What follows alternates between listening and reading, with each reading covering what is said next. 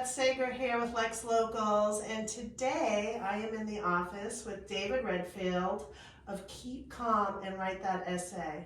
I think you were channeling me with my kids. I have 4 kids. Okay. 2 have already gone through what I think, the process of Keep Calm and Write That Essay is all about, but tell us, what is your business? Well, but firsthand, I kind of run interference for the parents in that whole process. My business is independent college application coaching. Okay.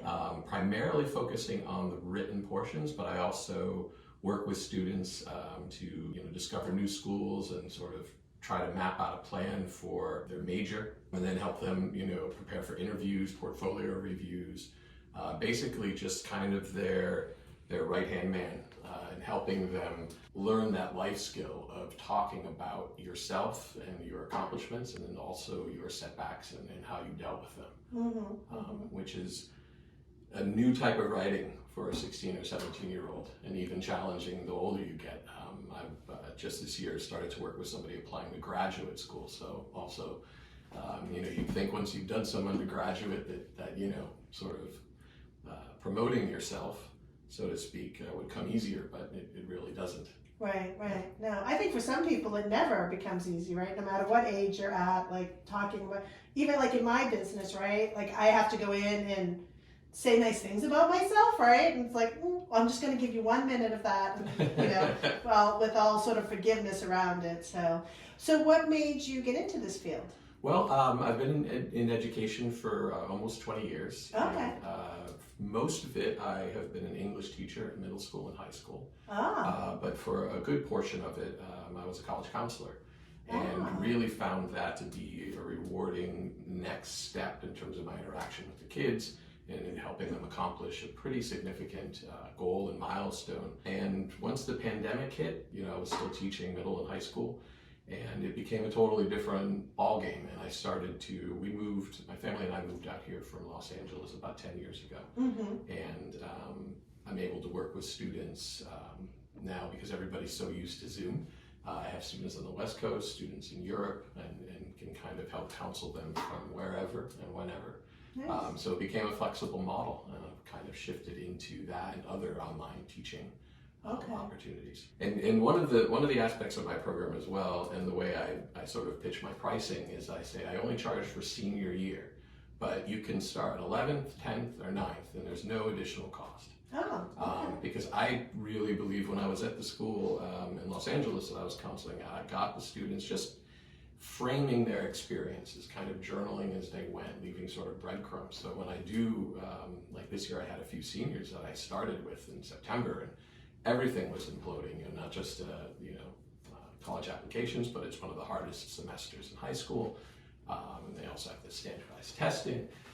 So, it becomes pretty much a balancing act.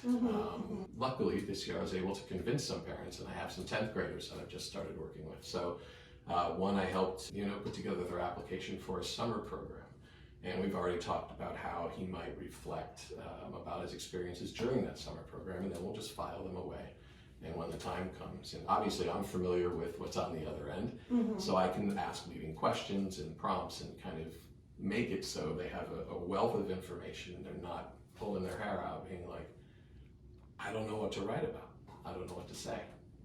It's really hard. It is. It's difficult. And as a parent, I don't know what they should write about either. Yeah. And there's also a familiarity with, it's funny as an educator, there's sort of superpowers I have in the classroom or had in the classroom that the parents, they don't have that access. They don't see the student in the same way.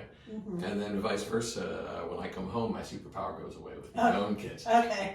So I don't know if I'll go so far as to hire a me for my kids. I think we can, my 2 oldest girls have already done the whole process, but we have one who's going to be a freshman next year. All right. But just getting them to think about their experiences and keep track and be able to present them. Right. So your experience as a college counselor must give you sort of a lot of base as to what the colleges are looking for. Like, how did that work when you were a college counselor? Like, did you get to visit the schools, or do you talk to the people and your counterparts? to like help you do your job? Like, how does that all work? All of the above. Okay. I was on the West Coast when I was doing it. Okay. And full story, even though we moved out here from LA, I grew up out here. So I visited a lot of East Coast schools already, just either casually visiting friends or when I did my own searches. So I came with that to the table in Los Angeles.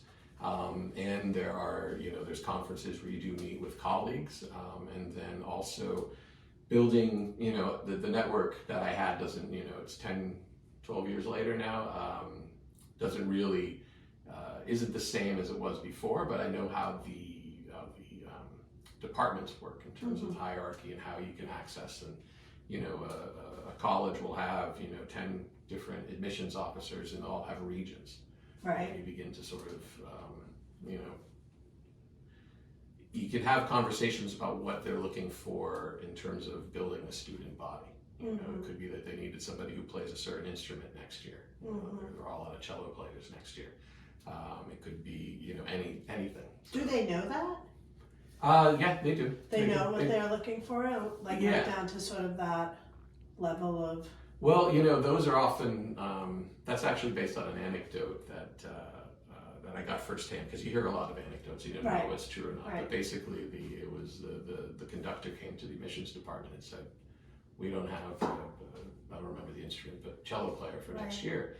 So all of a sudden, somebody who they hadn't considered, they had 10 years of cello or whatever, and they got put into that pile. And so you never know exactly what they're going to be looking for. So I may not have a first-hand conversation with the department, but if I can help you get every little bit out there about you, you never know what's going to tip you into that pile.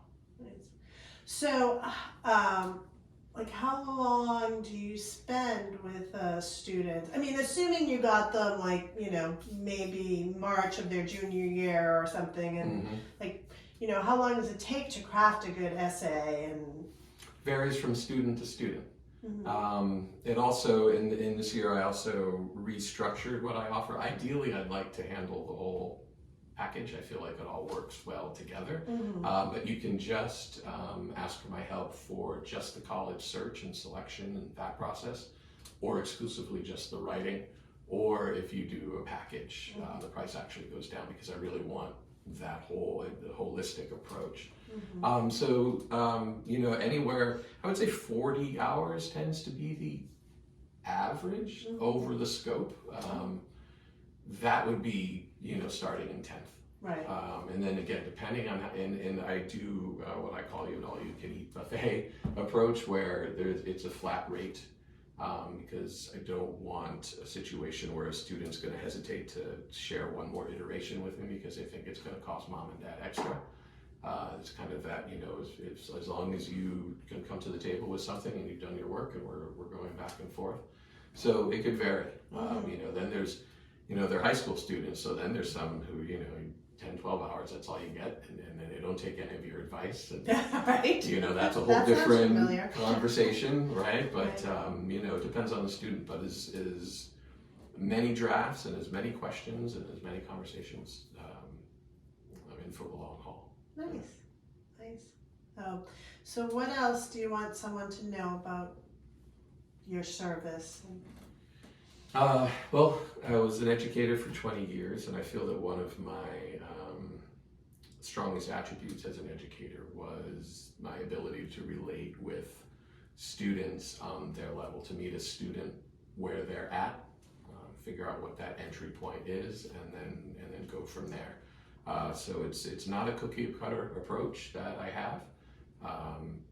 I've been fortunate that so far I've either taught the students that I'm counseling now in middle school, or even before, back in, or it's word of mouth.